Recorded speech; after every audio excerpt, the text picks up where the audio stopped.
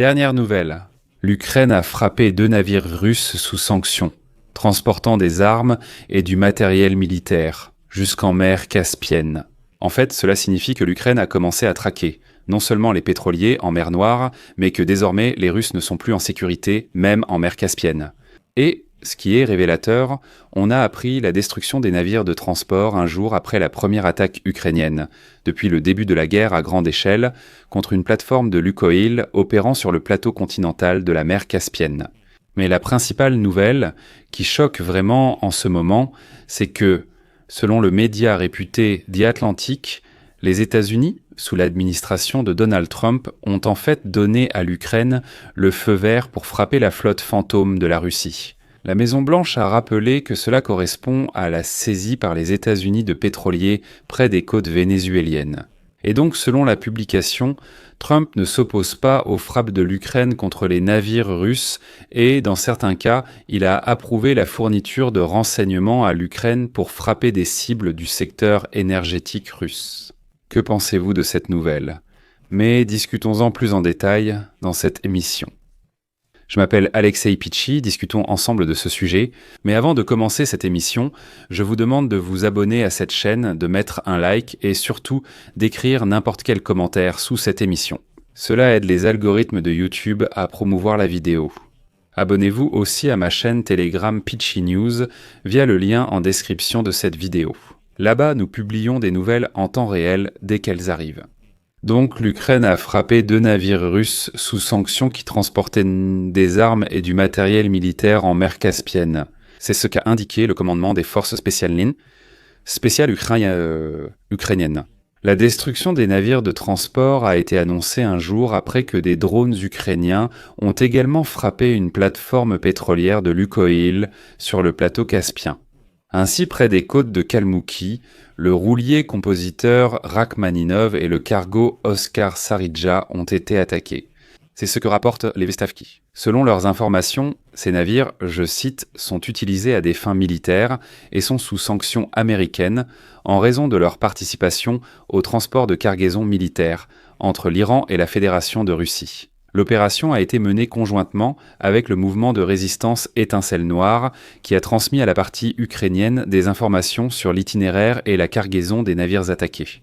Les forces d'opération spéciales ne précisent pas exactement ce que transportaient les navires, mais elles écrivent néanmoins que les forces des opérations spéciales continuent de mener des actions asymétriques pour saper les capacités offensives de l'armée d'occupation russe. Il est intéressant de noter que dans le rapport du ministère russe de la Défense du matin du 12 décembre, il a été mentionné que 2 drones des forces armées ukrainiennes avaient effectivement été interceptés au-dessus des eaux de la mer Caspienne. Pour une raison inconnue, les autorités russes n'ont pas commenté l'attaque, cachant que 2 navires avaient été visés en même temps. Il est déjà clair que l'Ukraine a ouvert une nouvelle saison de chasse aux navires russes, mais cette fois-ci dans les eaux de la mer Caspienne, une zone que nos forces n'atteignaient pas auparavant. Je note que les navires attaqués, Rachmaninov et Oskar Saridjai, appartiennent à la société MG Flot, qui a été inscrite sur la liste noire américaine pour avoir transporté des armes pour la Russie depuis l'Iran. D'après les données du service Starboard, ces navires empruntèrent effectivement fréquemment les itinéraires entre la Russie et l'Iran et inversement. Eh bien, par exemple, Oskar Saridja est entré dans les ports iraniens au moins 3 fois depuis le début de cet automne. Les chercheurs supposent que ce sont précisément ces navires qui transportaient depuis l'Iran, par exemple, des drones Shahed et des armements de missiles. Quant à la Russie elle-même, elle pourrait aider l'Iran à armer ses forces par procuration dans la région du Moyen-Orient avec des armes plus légères. Et il est déjà évident qu'après les frappes contre le pétrolier de la flotte de l'ombre en mer Noire, l'Ukraine a ciblé les routes logistiques des Russes en mer Caspienne. Hier encore, le 11 décembre, l'Ukraine a commencé à attaquer les installations énergétiques russes, non seulement celles qui raffinent le pétrole, mais aussi celles qui en assurent l'extraction. Une frappe de drone a été menée contre une plateforme opérant sur le plateau continental de la mer Caspienne. Selon une source de Bloomberg, des drones longue portée ont frappé au moins 4 fois une plateforme opérant sur le gisement Filanovski. Il s'agit du plus grand gisement pétrolier de Lukoil dans le secteur russe de la mer Caspienne, avec des réserves importantes d'environ 129 millions de tonnes de pétrole. L'extraction se fait sur plusieurs plateformes et le pétrole est exporté par le consortium du pipeline de la Caspienne, également ciblé par des drones ukrainiens à l'autre extrémité, à Novorossiysk. À la suite de l'attaque, la production a été arrêtée sur plus de 20 puits du gisement. Nous pouvons donc constater que l'Ukraine élargit l'ampleur de sa campagne militaire contre l'industrie pétrolière russe. Depuis août, les raffineries de pétrole subissent des attaques constantes. Récemment, des frappes ont aussi visé les infrastructures portuaires, comme à Novorossiysk, en raison de ces attaques. Les exportations quotidiennes moyennes de produits pétroliers en novembre n'ont atteint que 2 millions de barils, soit 21% de moins que la moyenne pour ce mois sur la période de 2016 à 2024. Kiev déplace ses frappes des raffineries vers les installations d'exportation, et si de telles attaques se poursuivent, elles pourraient le causer des dommages à long terme à la Russie.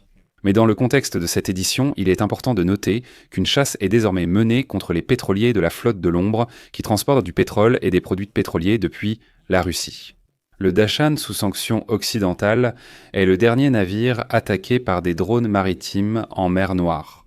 Le Wall Street Journal indique que, selon leurs estimations, l'Ukraine aurait déjà saboté environ 10 pétroliers de la flotte de l'ombre russe dans le monde.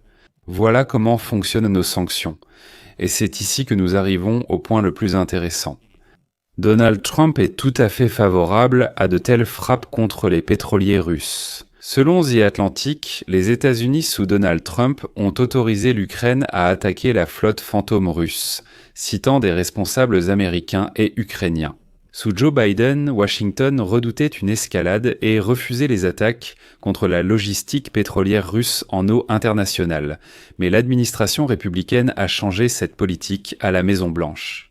Selon The Atlantic, Donald Trump ne s'opposait pas aux frappes et, dans plusieurs cas, approuvait la fourniture de renseignements à l'Ukraine pour frapper des installations énergétiques russes. Sur fond de pression des États-Unis sur Kiev pour accélérer les négociations de paix, l'Ukraine a saboté ces dernières semaines 5 pétroliers de la flotte de l'ombre transportés en Russie. Russie.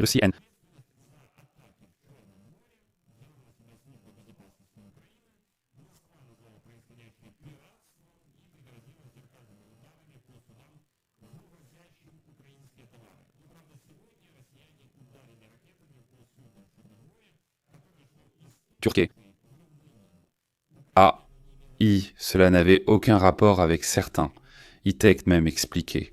Il est maintenant clair que cette confrontation a fait grimper les prix de l'assurance des navires dans cette région.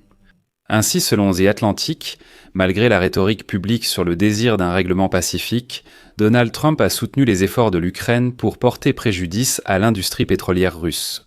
En octobre, son administration a sanctionné Rosneft et Lukoil, paralysant une partie des exportations russes et faisant baisser le prix du pétrole russe. Les États-Unis reconnaissent les risques pour le marché mondial, mais voient ces frappes comme un levier essentiel contre Vladimir Poutine. Et, comme le souligne la publication, Washington espère que l'affaiblissement de la logistique pétrolière de la Russie poussera le Kremlin à chercher plus activement des voies de négociation. Comme l'a dit Sergueï Lavrov, chef du ministère russe des Affaires étrangères, la géographie de la guerre s'élargit, mais pas vraiment en faveur de la Russie. Je vais m'arrêter ici. Donnez votre avis, partagez vos conclusions dans les commentaires sous cette vidéo et n'oubliez surtout pas de vous abonner à cette chaîne YouTube.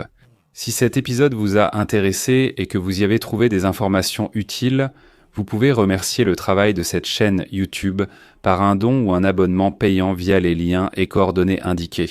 Dans la description de cette vidéo, il est écrit « Soutenir la chaîne Alexei Petchii ». Sélectionnez le format qui vous convient le mieux. Je vous serai reconnaissant pour tout soutien. Prenez soin de vous. Au revoir à tous.